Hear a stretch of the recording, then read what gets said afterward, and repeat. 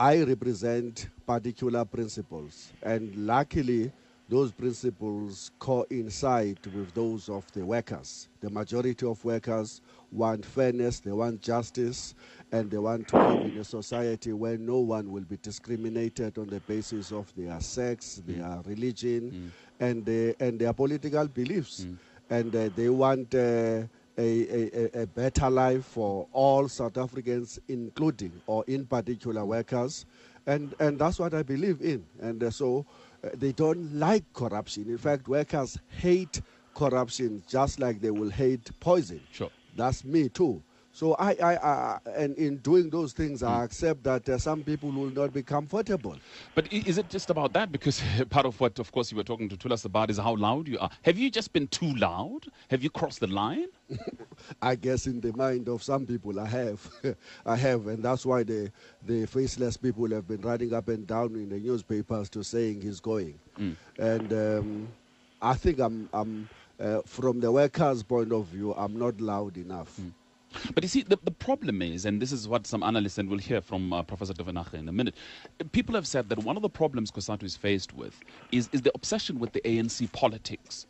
That it fails to distance itself from what's likely to happen in Mangaung, from the ANC politics, and represent the workers as it should. There is some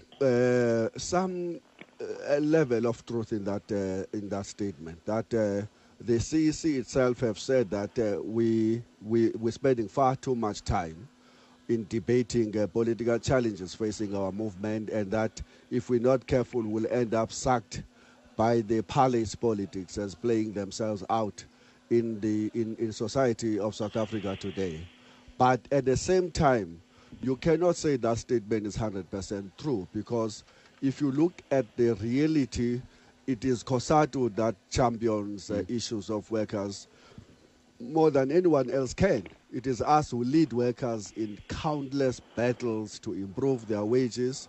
It is us who are supporting the government and working with the departments of government, developing programs with almost 19 departments of government. It is us who, at the same time, when things go wrong, go and take on to the streets and shout loud, as we do against corruption. In fact, we will be celebrating quite a number of successes here. That it is precisely because of our loudness that we saw some ministers losing their jobs, some MEC in the Northwest being a frequent visitor in prison, in the courts, some two fellows who were convicted for killing Mos Phakwe. Had COSATU not played that role of being vocal, marching in the streets to demand justice, some of those things would have easily escape the radar of any South African. But the problem is that sometimes you focus a lot on politics at the expense of agitating for the workers. Look at what is happening in Marikana, for instance, where you have workers now saying that we have absolutely nothing to do with NUM,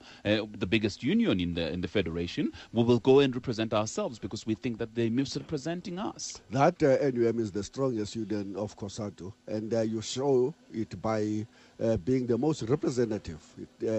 The mining industry is 76% represented by various unions, but in the main by the NUM.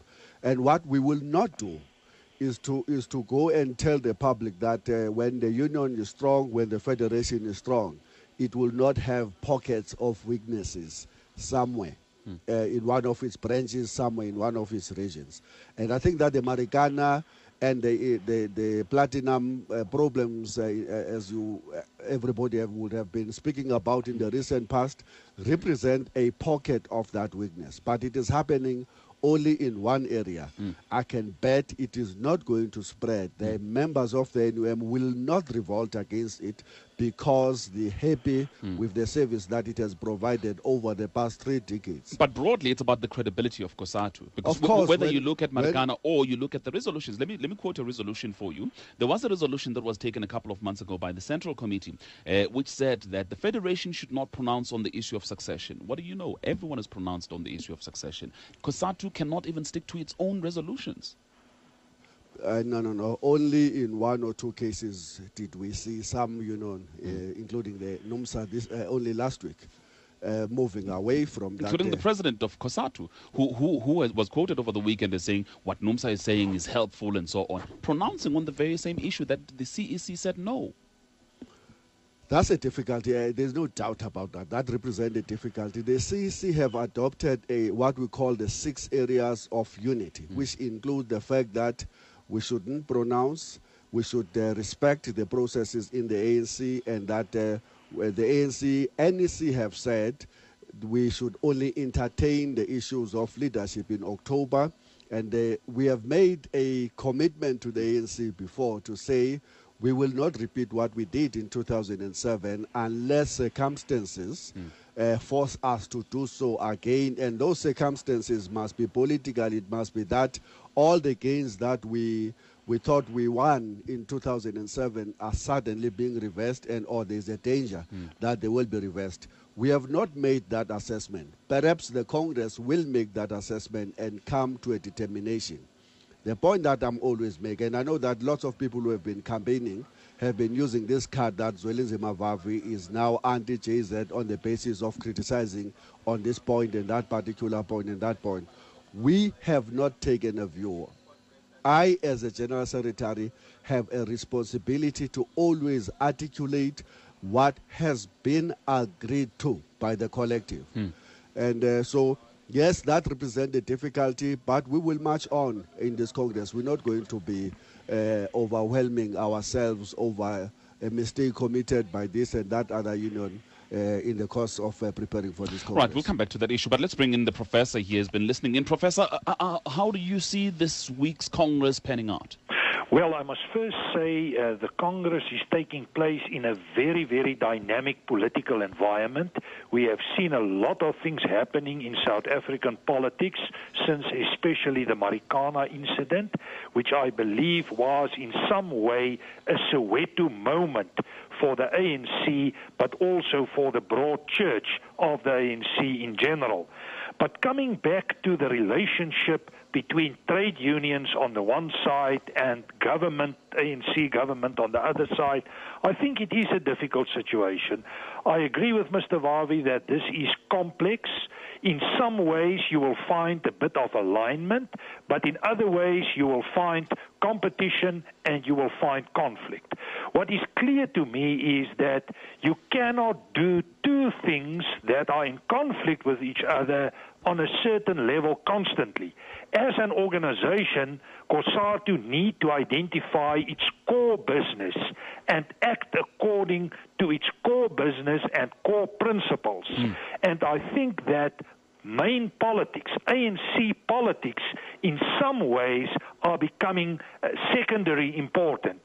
I believe that as a workers' organization, the COSATU should focus on that core issues. Let me pick up on that point, Prof. Let me get Mr. Vavi to respond to that point, because I think it's an important point about the COSATU sticking to the core issues. The point also emphasized in an article today by a comment by Michael Bagram, president of the Cape Chamber of Commerce. He says COSATU will have to go back to basics instead of engaging in politics. They have forgotten about the workers and bread and butter issues. The rank and file are starting to worry about their leaders and their huge pay. For the first time in 10 years, some delegates will be raising these issues from the floor. People are concerned, Mr. Vavi, about bread and butter issues, core issues of COSATU. We've done a survey coming to this Congress, and the survey emphasized the point that workers too are raising an issue with us about what they will call the social gap. They're raising an issue that in the overwhelming cases, they are only looking for two things from COSATU and from their unions. One, the unions must fight to improve their wages. And that's the overwhelming reason why they are members of the union. Secondly, the unions must improve their working conditions and they must defend their jobs. Only two reasons, those two reasons. Nothing else comes, the next reasons come only at 9%. Solidarity comes at 9%. Politics comes very below 9%, way below. I can't just remember the figure. Overwhelmingly, workers want a union that fights to improve the wages. And this Congress has to respond to that. And I've said that this is the Congress where we must re-establish the very purpose of existence. We must change the mindset, and if we don't do that, and if we're going to be preoccupying ourselves with the palace politics, then we have warned that this federation will have no future, literally.